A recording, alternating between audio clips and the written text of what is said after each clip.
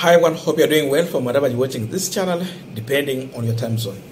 Now, the owner of Kabaras Sugar Company, Ray, was appearing on Citizen TV for an interview for the first time since the time when he was abducted live on camera in broad daylight. And he's explaining the problem he has with the current regime to do with the issue of doing business here in Kenya and dealing with the brand. And Ray is exposing some issues that maybe Kenyans were not aware about. And indeed, if you check on the current war we have right now that Ruto launched in Kakamega, a western region, I will tell you that the people of Western are just being used to some extent, but this war, it is not theirs. Hii vita sio ya wakulima wa miwa. Hii vita ina wenyewe, na wenye vita ni wale ambao wako kwa biashara ya miwa na sukari. Lakini sasa wakulima wametumiwa tu kama chombo to make sure that they are winning the war. So when you hear about that, to revive our sugar industry, people should go to heaven. Indeed, it is not for that they have a plan to revive the industry, but they have a plan to have their business thrive. So just look at that. Farmer is just being used here. Ray is explaining on why the government allowed the importation of sugar, because all the factories were producing 50% according to him. And because of that, it was not enough. So what next? Allow importation. But then, on Cape Standard and the laws of Kenya, once you import such kind of sugar in bulk, what do? You should be a sugar miller. And therefore, after your consignment has arrived in this country, you take to your factory and do the processing. After you have processed your sugar, then package and distribute. So what happened? The cartels went into importation of sugar. So Ray, as a miller also, he imported. But what imported is too small because the rest were also importing. So it was not even 15 or 30%. Kitu kama 18% there. Now, the rest who also imported the sugar, hawakufuata sheria na maelekezo ya KEBS. They just received their consignment in Mombasa. Then the next thing was package the sugar and distribute.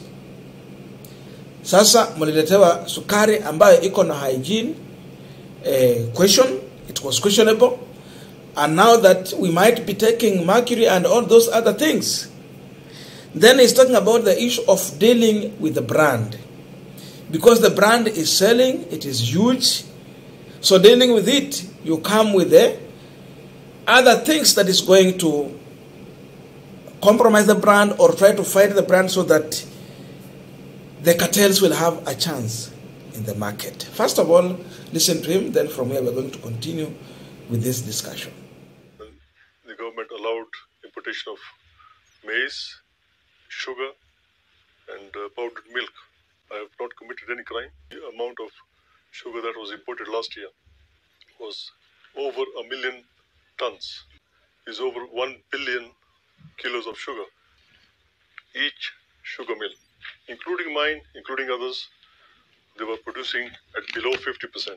My two factories, West Kenya and Sukari Industries, produce approximately 180,000 tons of sugar. Yes, but even today, as we speak, even today, the situation is every mill is producing below 50% because of the non-availability of cane.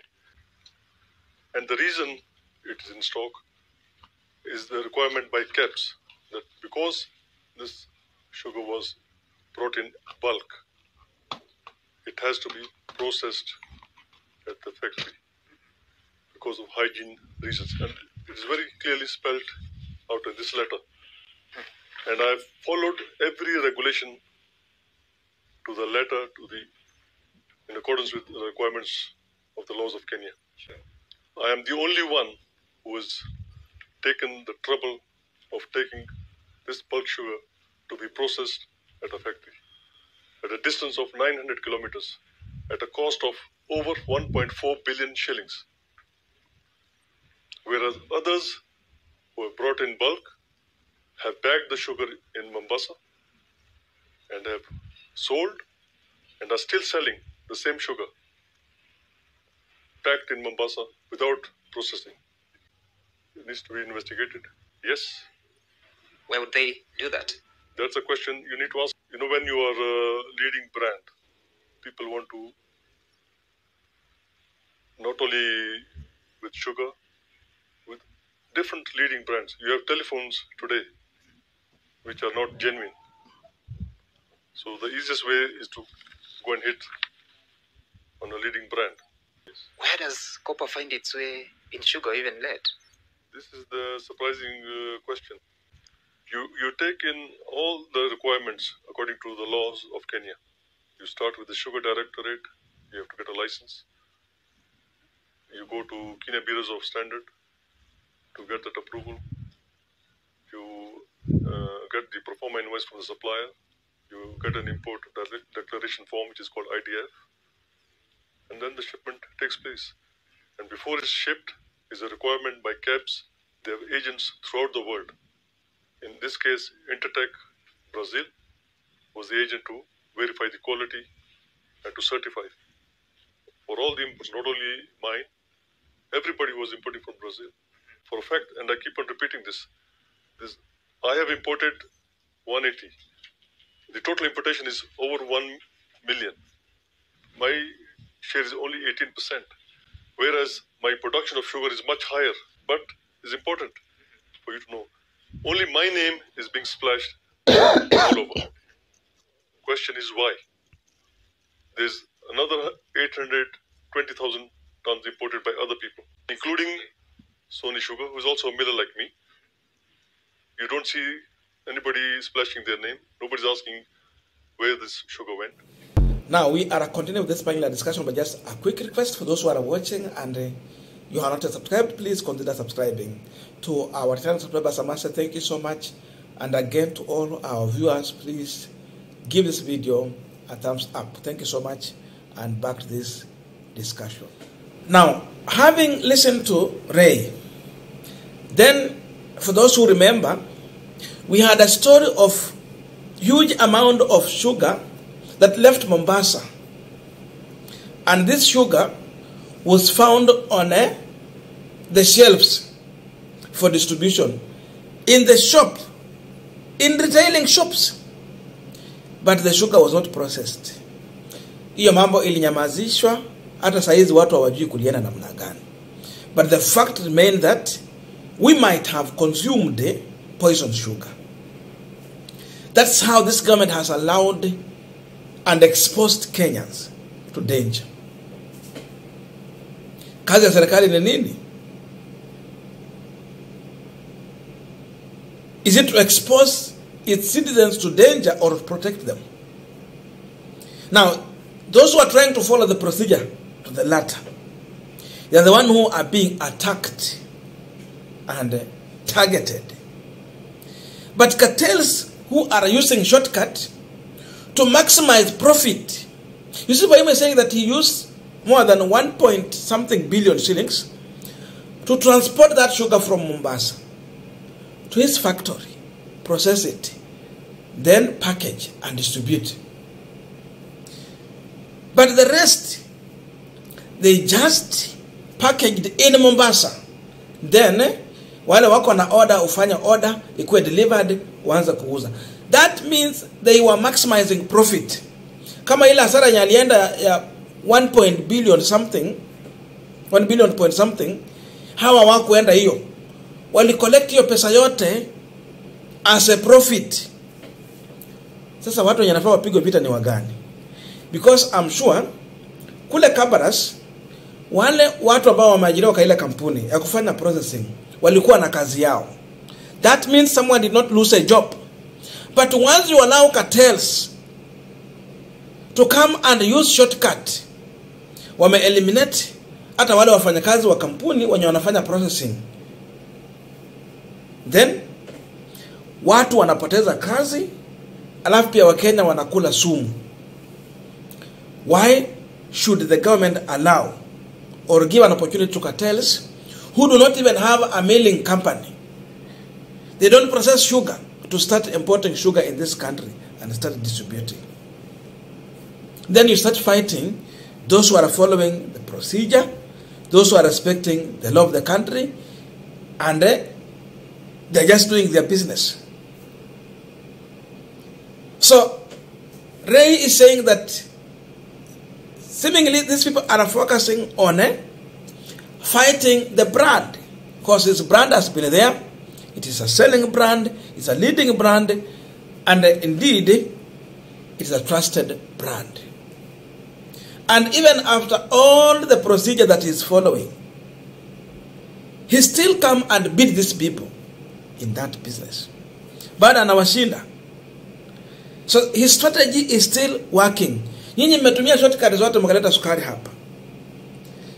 Na mkaanza kuuza. Lakini bado yeye hata kama ametumia pesa nyingi to follow the right procedure, bado anawashinda kwa biashara. So the remaining thing, enda Kakamega, anza kusema mambo ya Mias Sugar, anza kusema mambo ya kupeleka watu mbinguni ndio Mias Sugar ifunguke, na hayo mambo mengine yote. Then people will join you, and in that way you have win the public confidence. And now you have public confidence, you create a perception, and because the perception is selling, then you go for your target. Sasa hiyo ndio mambo saa hizi. So I'm seeing farmers being used here to settle someone's interest in business, but at the end of the day, these farmers still remain to be the losers, because we have had so many factories in Western that are in this cane business, but they even delay to pay farmers. You wait for long. So imagine the person who has been paying people on time. Umeleta miwa yako, baada ya wiki uko na pesa. Competition is good, wanalipa vizuri per tonnage, or hivyo. But now, this is the person now you are targeting. So after you fight him, alafu atoke kwa hiyo biashara, who is going to lose?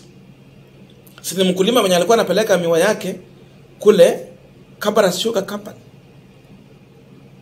Then you give a chance to cartels to come in. I think if this government is serious, they have to fight cartels and let those people who are in sugar business, those who have factories, to be the one importing sugar. Wengine watoke huko. Kama kuna watu wa kusafirisha mbinguni, Ruto aanze na cartels. Na hapo ndo Wakenya watajua ako serious. But fighting genuine people in business, then we know that this ni target tu ya kufanya mambo hapa, ndio kampuni zingine zianze kufuata biashara. Hata tumeambiwa kampuni zingine zimeanza kujengwa hapa za kutengeneza sukari, lakini mpango mzima sio wa kununua miwa ya mkulima watengeneza sukari. Ni ya kuimport sukari waleta hapa, wafanyange packaging yao hapa ndani. So farmers are going to lose, and workers who have a chance to work in those factories are going to lose their jobs. I don't know your views, but that is the emerging information.